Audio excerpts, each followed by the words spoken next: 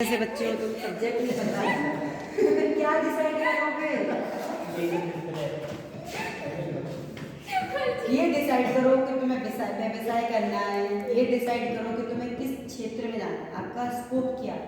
आप टीचर बनना चाहते हैं कि डॉक्टर बनना चाहते हैं कि आप एक अच्छे व्यवसाय वाले बिजनेसमैन बनना चाहते हैं, कोई सी भी। हाँ, वो डलवा दिया। तो पहले से अब जैसे आप कहो कि हमारा डॉक्टर के लिए पढ़ाई हुई, जाहिर सी बात नहीं। हम चाहते, आप कह रहे हो कि बीए कर लिया, आपने बीए करोगे, कोशिश करो एमए भी कर लो, तो बीए लेवल से कई वैकेंसी निकलती है। हाँ, तुम अब जैसे रेलवे हुआ, उसमें आईटीआई मांगते, कुछ वैकेंसी ऐसी होती है जिसमें ग्रेजुएशन की मांग होती है। हम चाहते हैं हमें सरकारी नौकरी चाहिए, तो हम एक इसको बना लें कि मुझे रेलवे में नौकरी प्राप्त करनी है हर हाल में, ठीक है। हमने वहाँ पे वैकेंसी आई हुई जिसमें उन्होंने मांग की कि हमें व्यक्ति की आवश्यकता, उन्होंने 10 वैकेंसी निकाली।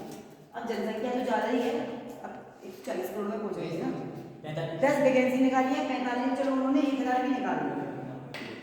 अब हमें इस 1000 में 140 करोड़ की जनता है, 1000 में हमें अपनी सीट बनानी, ये आप कर लो कि हमें अपनी एक सीट बनानी है, बाकी 999 जिसको मिले आई डोंट केयर, ठीक है।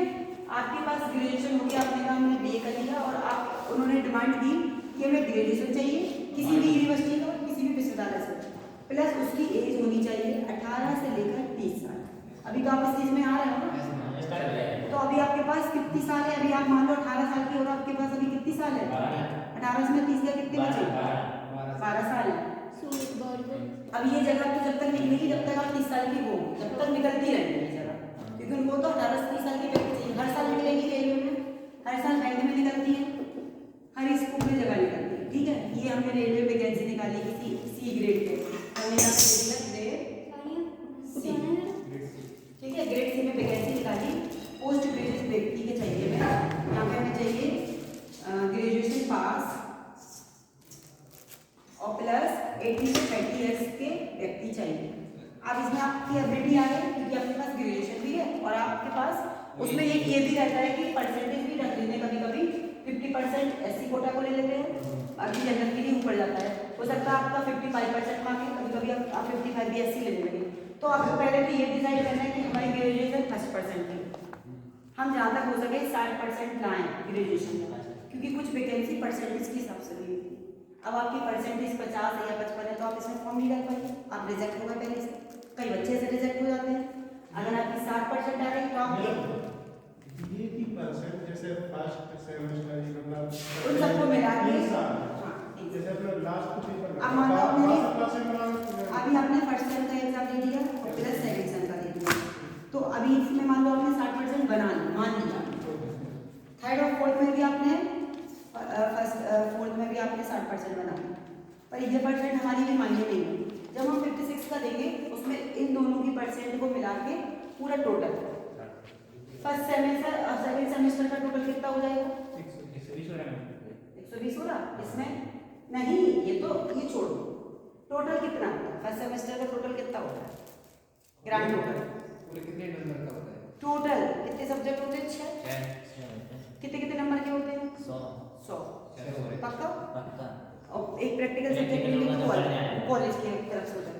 मान लो हमने 600 1200 टोटल होता है, मान लो 1200 में हमने इतने निकाली, हमारे 800 नंबर आए, हम भागने देंगे तो हमारे परसेंट फर्स्ट तो बनी रही, और हमारे कम नंबर आए तो सेकंड में आए। तो हमें यहाँ ये देखना होता है कि हम अच्छे से अच्छे परसेंट लाएं अगर हमें जॉब पकड़नी है, ठीक है। इसको कैसे बनाओ? हमें यहाँ पे फर्स्ट परसेंट आए, हमारी 60% हो गई। यहाँ पे रूल्स रखिए कि एससी कोटा को 60% चाहिए, जनरल वाले की 75% होनी चाहिए, 70 होनी चाहिए। अगर आपकी 60% है तब तो आप फॉर्म डाल पाओ। दूसरी बात, आपके पास ग्रेजुएशन भी होनी चाहिए और एज में भी आनी चाहिए, तब आप फॉर्म भर सकते हैं। फिर उसका सिलेबस देखो जो पेपर में पूछा जाएगा कि सिलेबस में कौन कौन से सब्जेक्ट दिए हैं, सोशल साइंस आ रहा है, साइंस आ रहा है, या हम उन सिलेबस की प्रिंट निकलवाएंगे। हमें अगर तैयारी करनी है, जैसे फॉर्म निकले उसी से पहले तैयारी शुरू कर दो, क्योंकि आप सोच रहे हो मैं रेल में जगह डाली, तो अभी आपकी चल रही है, दुबई भी चल रही है, अभी आपका ग्रेजुएशन भी नहीं हुआ है, फर्स्ट ईयर है आपका, 2024 में आपका फर्स्ट ईयर 25 में हो जाएगा, एक साल 25 से 26 में कितना हो जाएंगे दूसरा, और 26 से 27 में आपका थर्ड ईयर। तो आपके पास अभी 3 साल है तैयारी के लिए, हैं? रेलवे एग्जाम हर साल निकलती है। आप जब 26-27 में फॉर्म डालेंगे तो पहले से उसकी तैयारी शुरू करें, ठीक है? किसी भी या रेलवे की भी कर सकते हो, बैंक की भी कर सकते हो। जिन जिन में ग्रेजुएशन की डिमांड होती है उनसे मतलब कि आप तैयारी शुरू कर दीजिए अभी से। कैसे करोगे तैयारी? हमने रेलवे की भी तैयारी करनी है, बैंक की भी करनी है और पुलिस फोर्स की भी करनी है। अगर आपकी हाइट अच्छी है तो आप इन चीज़ों की तैयारी करोगे। इनका सिलेबस देखो, सिलेबस में हमने देखा साइंस आ रही है, एसएसटी भी आ रही है, मैथ भी आ रही है और हिंदी भी आ रही है और एक आती है रीजनिंग। ये सब चीज, इससे ज़्यादा कुछ नहीं आता, यही सब पूछा जाता है। हमने साइंस देख लिया, साइंस में कौन कौन से लेसन दिए गए हैं, क्या क्या दिए गए हैं, हम इनको पढ़ेंगे। हमने एक साइंस की किताब ले ली कोर्स कॉम्पिटिशन एग्जाम में, एसएसटी के लिए लूसेंट की ले लो, ओरिएंट की ले लो, ये सब एसएसटी में आपका ज्योग्राफी हो जाएगा, सब मिक्स आता है ना, ठीक है? हमने इन सब की अलग अलग किताबें खरीद ली। मान लो इसमें 10 यूनिट है, इसमें 12 यूनिट है, यूनिट माने इकाई आती है अध्याय। मैथ में हमारे, हिंदी में हमारे 15 पार्ट है और रीजनिंग में हमारे 10 पार्ट है।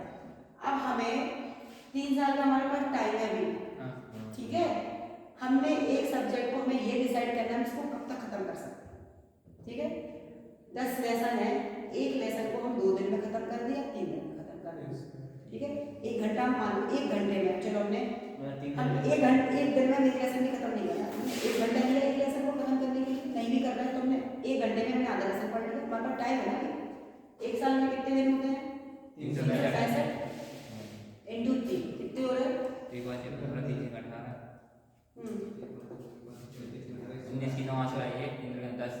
कितने हो रहे हैं? 3 3 9 हो रहे, ये हमारे पास कितने दिन है, ठीक है?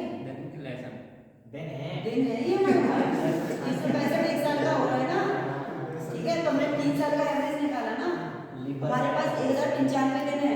1095 दिन कितने होते हैं? ये आप पहले से प्लानिंग करनी होती है, मैं किसी चीज को करना है। अब हमें 1095 दिन में हमें इतने लेसन खत्म करने हैं, ठीक है? हमने टारगेट निकाला, हमारे पास कितने घंटे होते हैं पढ़ाई के? 24 घंटे हमारे पास, एक दिन में 24 घंटे होते हैं, 25 तो होते ही नहीं होते ना। अब हम कैसे कैसे टारगेट बनाएंगे पढ़ाई का? यहाँ आपने 24 घंटे देख लिए, हमें 6 घंटे सोना है, घंटे नींद चाहिए, 1 घंटे में हम खाना खाएं, मान वैसे नहीं खाते फिर भी हमने मान लिया। 2 घंटे में हमने अपना मनोरंजन किया, दोस्तों से बात की, 2 घंटे अपने पेरेंट्स के साथ निकाले, कितने हो रहे थे? 6 7 8 9 11। अभी 24 में से 11 घटाएंगे तो कितने बचेगा? 13 घंटे अभी हमारे पास हैं, सेव है, ठीक है?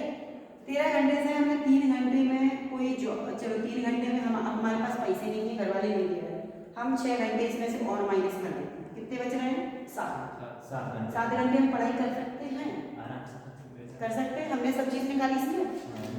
2 घंटे जहाँ हमने मनोरंजन के लिए निकाले, इसमें आप अपने खुद का काम भी कर सकते हो, नहाना धोना, एनीवे 1 घंटे में हम खाना भी खा लो तो आधा घंटा खाना के ले लो, आधा घंटा अपने नहाने धोने का ले लिया।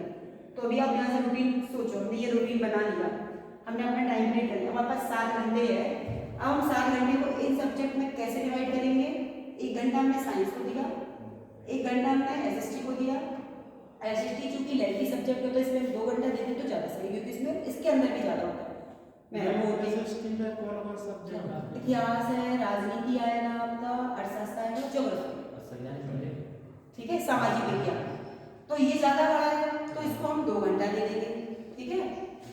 इसको हमने दे दिया 2 घंटे, मैथ को भी 2 घंटे देंगे और हिंदी रीजनिंग में हम आधा घंटा दे देंगे, या हम इसको 1 घंटा दे रहे हैं तो हिंदी में हम हिंदी को जिसको इजी लगती है वो आधा घंटा में कवर कर लेगा, ठीक है? हमने इसमें 30 मिनट दे दिए और रीजनिंग में हमने 1 घंटा दे दिया।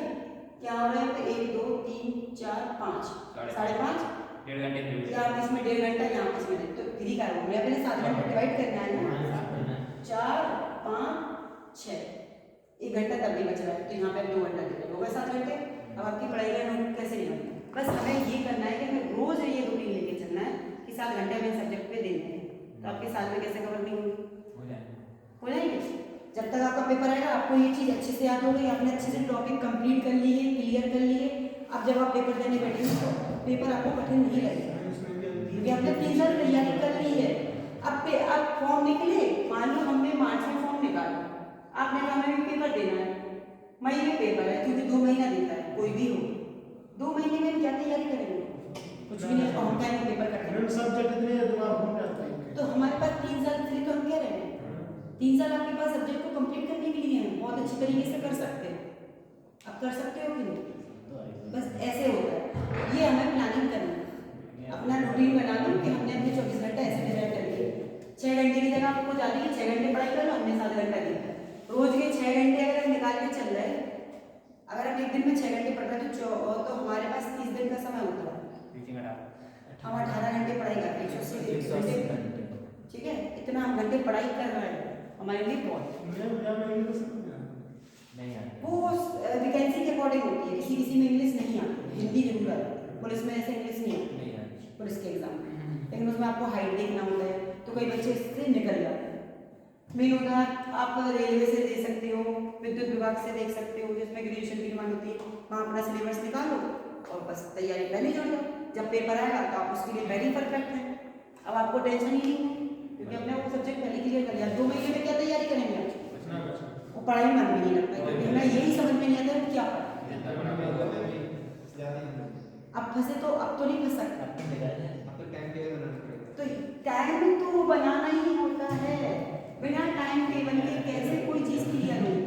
24 घंटे इंसान कहते हैं हमारे पास टाइम नहीं है, यही 24 घंटे का रूटीन कैसे निकला ही नहीं, बस करके हमने इसमें मोबाइल को टाइम नहीं दिया। मोबाइल को टाइम जब दो जब आप बिल्कुल अपने लेवल पे पहुंच जाओ, आप अपने एम तक पहुंच जाओ, फिर तो मोबाइल ही मोबाइल है, चार्जर चलाओ, कौन रोक रहा है? हमें 2 घंटे मनोरंजन के लिए, उसमें आप मोबाइल चलाओ, कुछ भी करो। 2 घंटे हमने पेरेंट्स को दिए, उसमें आप कुछ भी करो। आया समझ में कि नहीं आया? ठीक है, अब तो समझ कर लोगे अपना ही। तो ये अपनी देख लेना, मोबाइल में सर्च करना, आप सरकारी.com पे सर्च करा करो जॉब, एक आता है सरकारी.com इस पे, और एक आती है रोजगार, एक रोजगार के नाम से होती है, ये वेबसाइट पे सर्च किया करो, बाकी और वेबसाइट पे मत जाया करो, कुछ फर्जी होती है, उन्होंने फर्जी वैकेंसी दिखाई देती है। इन पे जाया करो, इनमें देखो अपनी ग्रेजुएशन लेवल से कौन कौन सी जॉब है, उसकी पहले से तैयारी शुरू करो। जब तैयारी आएगी तो आराम से आप तैयारी कर सकते हैं और सिलेक्ट होंगे। देखो अपने तुम ना समझ लो इंग्लिश आगे महीने वाला ना इंग्लिश की क्लास हाँ तो दिवाली के बाद शुरू कर दी थी इंग्लिश की क्लास, जिसको पढ़ने आ जाए। हाँ हम शुरू से ही करेंगे, सेंटेंस नाउन प्रोनाउन सब जितना हमें आता है उतना सीखेंगे, कंपटीशन के लेवल की सिखाएंगे और उससे ज्यादा बाहर कुछ नहीं। तुम हम तो मैम डेली आते हैं। चलो ठीक है, हम देखते हैं परंपरागत गृह विज्ञान, ठीक है, गृह विज्ञान। इसमें क्या होता है? गृह विज्ञान का मतलब घर का पहले मनुष्य कैसे रहता था? मनुष्य शुरू से ही रहता था, ऐसे रहता था, वो रहता था, वो तो चलना होगा, उन्हें रहने की बात की है। मनुष्य के सीधे घर बन गए था, गुफाओं से लेकर कुटिया तक, जिसे हम झोपड़ी में, तो यहाँ पे पहले रहता था, और समय के साथ साथ उसकी आवश्यक जो आवास है वो चेंजेस होते गए, आवास में परिवर्तन हुआ। पहले उसने जंगल में रहा, फिर गुफा बनाई, गुफा से वो धीरे धीरे झोपड़ियाँ कुटियाँ बनाना शुरू की, और उसके बाद उसने अपने सुव्यवस्थित घर बनाना शुरू कर दिया। यही तो हमारा है गृह विज्ञान, ठीक है, जिसमें हम ग्रहों के बारे में पढ़ेंगे कि उसने कैसे स्टार्ट किया। घर मानव का जीवन का स्रोत है कि नहीं? घर नहीं होगा तो मनुष्य क्या क्या प्रॉब्लम्स उसको आएंगे, अगर वो घर में नहीं रहेगा तो उसको क्या क्या झेलना पड़ेगा? पानी से गिर जाएगा बस। खाना घर में थोड़ी ना खाता है, वो तो बाहर ही बैठ के खाए, क्यों बाहर तो खाते हैं ना। बाहर इससे वातावरण से सुरक्षा मिलेगी उसको, और घर के अंदर मिलेगी बनेगा, और एक कारण हो गया ना, और भी तो हो सकता है। और मूल्यवान वस्तुओं की रक्षा होती है अपनी घर बनाने से। किससे? जैसे सोना चांदी कुछ जानवरों से रक्षा नहीं होती। नहीं चोरों से और मालूम से पहले जानवर आ गया तो चोर नहीं तो आ सोना कहाँ से आ गया? पानी में ले सोना कहाँ से आ गया? घर में सोना चांदी का दोगे बेकार है ये। मतलब ये तो वही ना कि कोई चोरी की तारीफ तिनका जैसे मैंने शेर में नहीं आती जानवर के बारे उसमें में। जानवर से रक्षा तो पहले जेवर बचाना है। वाह घर में नहीं है जेवर किसी जाता है जान जाए पर केवल है। किसी के लिए नहीं जाते अगर नहीं जाते हो यहाँ पर डाका डालते हो मनीष जान जाए जीवन न जाए। शेर में बले आए। जानवरों से रक्षा होती है वाह। और मौसम से मौसम दो से चीजों की रक्षा है। सबसे ज्यादा इफेक्ट नहीं से ठीक है इन्हीं से बात है। जिसमें अब जैसे घर मानव का जीवन का स्रोत है जिसमें सामाजिक आर्थिक और सांस्कृतिक ये सब क्या आएंगे ऊर्जा के स्रोत हैं क्योंकि समाज के द्वारा रह रहा है वो उसमें धार्मिक चीजें भी आती हैं यहाँ पे हम कल्चर भी सीखते हैं तो यहाँ पे पहले रहने के लिए हमें घर चाहिए ठीक है ऐसे जंगल में रहते तो हम सांस्कृतिक चीजें नहीं सीखते जंगल में हम रहेंगे तो हमें सांस्कृतिक चीजें पता चलेगी समाज के बारे में पता चलेगा ना ही धर्म के बारे में तुम्हें तो पता चल जाएगा जीवन का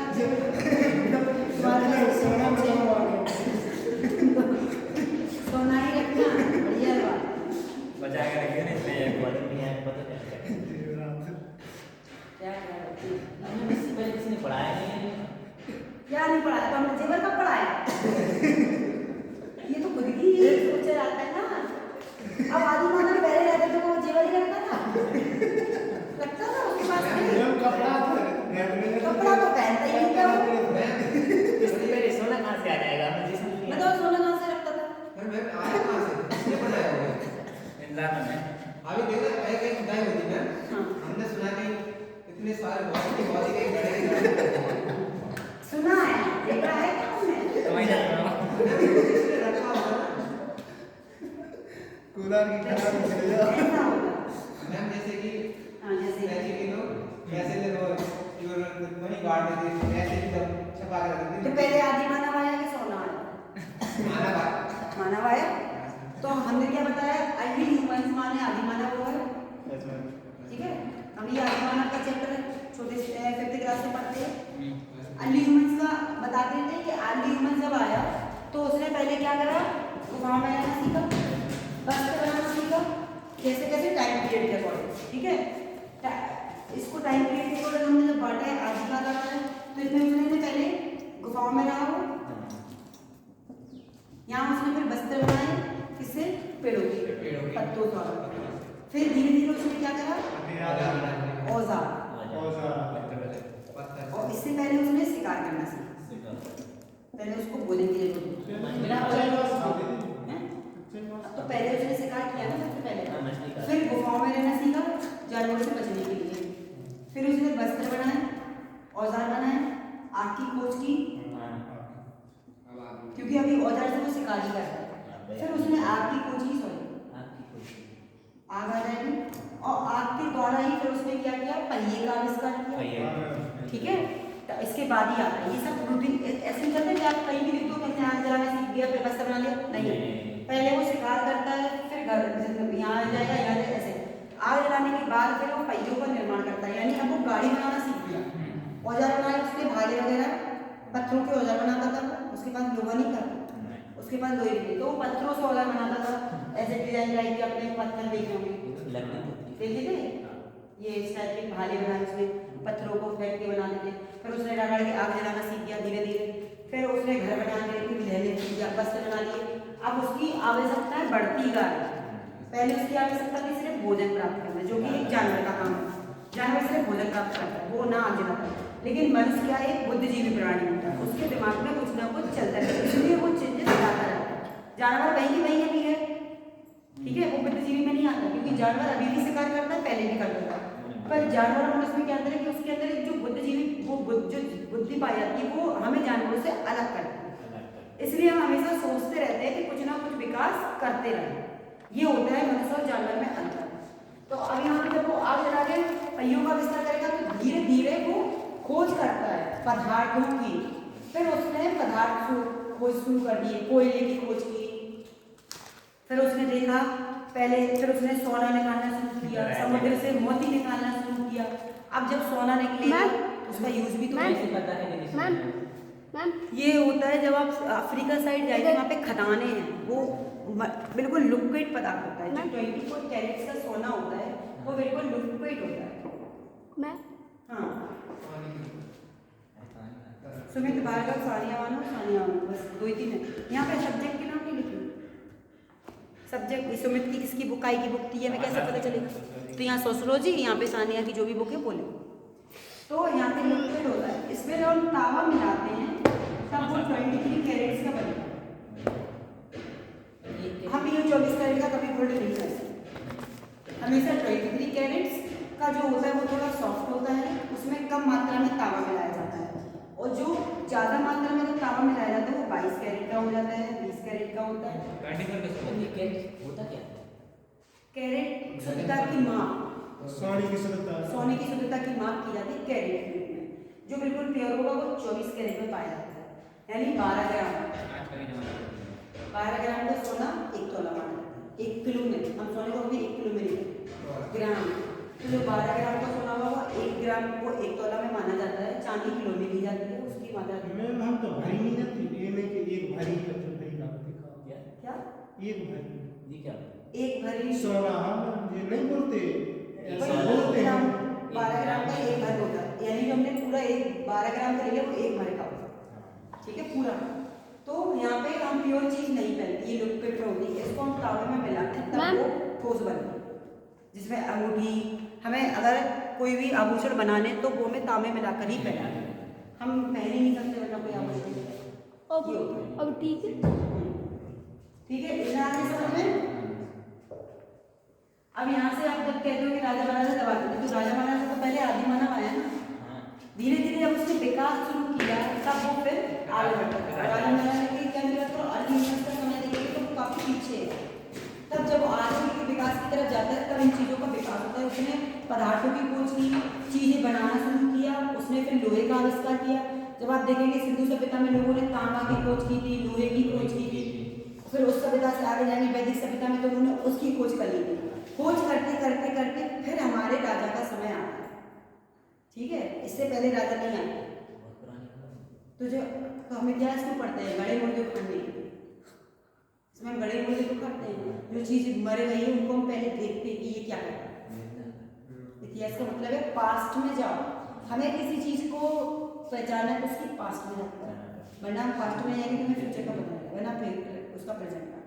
ठीक है, गृह विज्ञान की परंपरागत अवधारणा में क्या होगा, एक सामान्य व्यक्ति के लिए गृह विज्ञान का अर्थ है घर बनाना, सिलाई करना और उसे सजाना।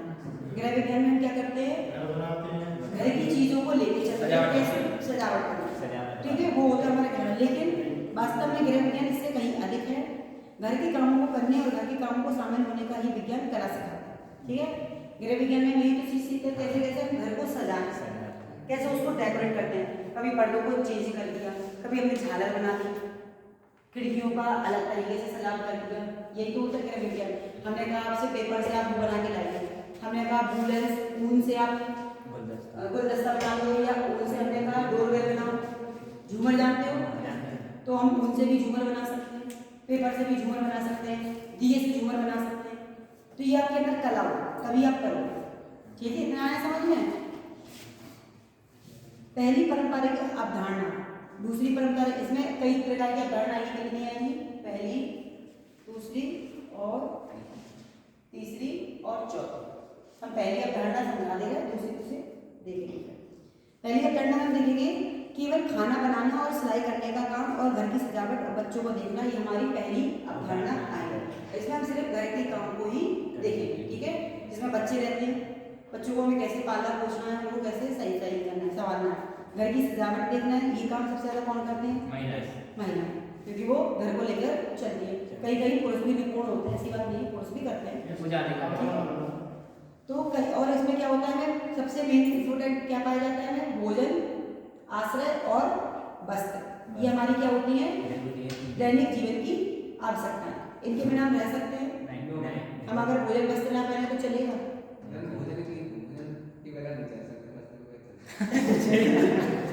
कैसे आज के जमाने में वस्त्र के बिना भी नहीं चल सकते।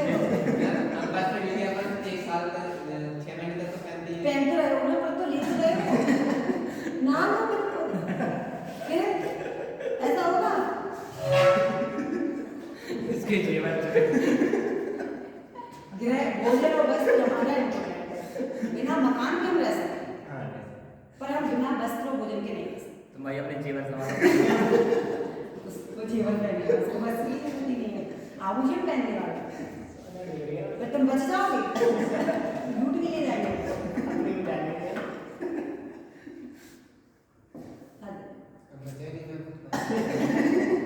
क्यों तुम पहनने के लिए तो रह सकते हो, हमारा तो काम है, तुम बिना वस्त्र के रह सकते हो। तो इसमें प्राइमरी पहले में क्या करेंगे, बुजुर्गों की देखभाल करना, बच्चों की देखभाल करना, घर को सजाना और संसाधनों को रखना जो हमारे जीवन की उपयोगी, पहले में हम ये रखेंगे, सिर्फ घर से रिलेटेड चीजें। दूसरी पारंपरिक अवधारणा हम देखेंगे, गृह विज्ञान लड़कियों के लिए होता है, घूम साइंस ज्यादातर मोस्टली लड़कियां करती हैं, क्योंकि वो इंटरेस्ट होते हैं। और ये बात के जीवन का घर का प्रबंधन करना होता है। जो घूम साइंस लेते हैं उसका मतलब क्या है, हम इनको ये समझ जाते हैं कि हम कैसे मैनेजमेंट कर सकते हैं। प्रबंधन का मतलब होता है किसी चीज को मैनेज करना चाहिए, ठीक है। तो इसमें हम कहेंगे कि आजकल एकल परिवार सबसे ज्यादा चल रहे हैं। एकल परिवार जानते हो? हाँ जैसे अकेले होते हैं वो रहते हैं। एकल और संयुक्त क्या है? संयुक्त मैंने पूरा परिवार है, पूरा परिवार दादा दादी चाचा चाची ज्वाइंट फैमिली, इसको बोलते हैं ज्वाइंट, जॉइंट फैमिली और इसको बोलते हैं सिंगल। सिंगल माता पिता और उनके बच्चे एक या दो जो भी हो। और यहाँ पे सदस्यों की संख्या 10 होती है, यहाँ पे सदस्यों की संख्या 3 या 4, इससे ज्यादा नहीं, 5 तो मुश्किल, 3 या 4 ही, 4 रहते हैं, लड़का लड़की या लड़की बस, ठीक है। क्या बोला इसने, मैंने सुना नहीं। कार बोल तो रहे हैं 3 या 4, किसी का अगर लड़का है किसी की लड़की, वो एक में भी आजकल खुश है। तो यहाँ पे क्या होता है, पुरुष और महिला की जिम्मेदारी साझा होती है। यानी हम सेकंड कैटेगरी में देखेंगे कि जो मेल फीमेल है वो अपने घर को डेकोरेट करें, ठीक है, दोनों ही मिलजुल कर काम करते हैं, क्योंकि हमारी सिंगल फैमिली आती है, संयुक्त परिवार हमारी द्वितीय अवधारणा में आई। तो यहाँ पे जो मेल फीमेल होते हैं, मेल का काम होता है संभालना, फीमेल का काम होता है उस चीज को कैसे मैनेज करना है, ठीक है। तो धीरे धीरे इनकी गृहिणियों की संख्या इस तरह से बढ़ रही है, जिनका अर्थ है दोहरी जिम्मेदारी का दबाव। अब यहाँ पे महिलाएं क्या करेंगी, पुरुष भी काम कर रहा है यहाँ पे, वो भी घर को देख रहा है और महिलाएं भी देख रही है, यानी दोनों ही दोहरी जिम्मेदारियां निभा रहे हैं, ठीक है। तीसरी परंपरा में क्या आएगा, लड़कियां अपनी माँ से गृह निर्माण कौशल सीख सकती हैं और लड़कियां अपनी माँ से गृह निर्माण सीखकर गृह विज्ञान का दर करती है। कभी कभी जरूरी नहीं है हम होम साइंस लें, हम अपनी माँ से भी सीखें, क्योंकि माताएं क्या हमको स्वेटर बनाना, चटाई बनाना या जो पैदल बनाना, जो भी घर की चीजें कैसे बनाते वो अपनी माँ से भी सीख सकती हैं। तो ये हमारी तीसरी पीढ़ी में, तीसरी अवधारणा में है, जिसमें अचार बनाने का काम हम कोई भी छोटा बिजनेस करेंगे तो अपनी माँ से सीख भी लेते हैं। इसके लिए हमें विद्यालय की जरूरत नहीं होती, हम अचार बनाना विद्यालय सीख रहे हैं, तेल बनाने का काम अचार सीख रहे हैं। कई लोग आजकल होममेड तेल देख रहे हैं, साबुन बनाते हैं, कई लोग कहते हैं हम घर का बना साबुन लो जो केमिकल रहेंगे, क्योंकि आजकल मार्केट में केमिकल वाली चीजें ज्यादा आ रही है, जिससे क्या होता है बालों पे इफेक्ट पड़ता है, अपने स्किन पे इफेक्ट पड़ता है। तो इसलिए लोग आजकल क्या कर रहे हैं, घर की बनी चीजें ज्यादा यूज कर रहे हैं। तो उदाहरण के लिए जैसे अचार तेल बनाने का उपयोग किया जाता है। ये हमारा किस में जाएगा, तीसरे में। और चौथे में हमारा आएगा गृह विज्ञान एक आकर्षक नौकरी के अवसर प्रदान नहीं करता। विषय में कहा जाता है कि विभिन्न क्षेत्रों में विभिन्न प्रकार के रोजगार अवसर हम क्या कर सकते हैं, अगर हमें गृह विज्ञान हमने सीख लिया तो एक खुद का व्यवसाय कर सकते हैं, ठीक है। क्योंकि हम गृह विज्ञान में क्या करते हैं, घर की चीजें बनाने सिखाते हैं। हमें अगर मान लो झूमर बनाना अच्छे से आता है, किसी भी चीज में इतनी अच्छी से डेकोरेट झूमर कर सकते हैं, हमने उसको मार्केट में रखा, लोगों को पसंद आई, वो हमसे कहेंगे हमें और चाहिए तो हम और बना के देंगे, तो हमारा क्या होगा, एक छोटे से व्यवसाय से बड़े व्यवसाय में बदल सकते हैं। तो आइए समझ में, यहाँ पे हम घर तक ही सीमित थे, यहाँ पे मेल फीमेल की समझदारी आ रही, यहाँ पे बच्चियां माँ से सीख रही और यहाँ पे हम व्यवसाय शुरू कर रहे हैं। ये आपकी अवधारणा हो, बाकी का आपका बचेगा